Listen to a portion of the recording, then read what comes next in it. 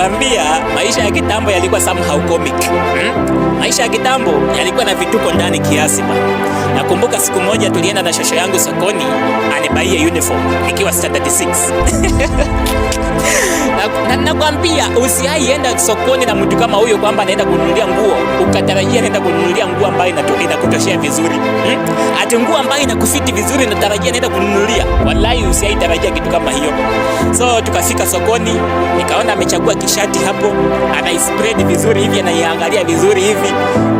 Mimi nashinda shosha amekuja kununua hema ama amekuja kununua nguo bwana. Shati ni kubwa bwana. Alafu anaisifu vizuri sana. Hii ni mzuri sana kwako.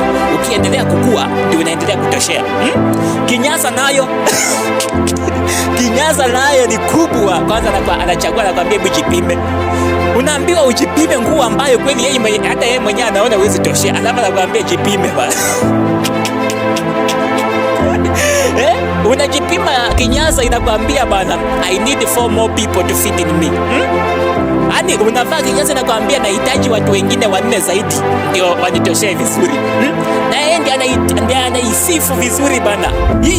Hii kwanza ukiendelea kukua ndio unatoshea. Sasa mkifika na yeye nyumbani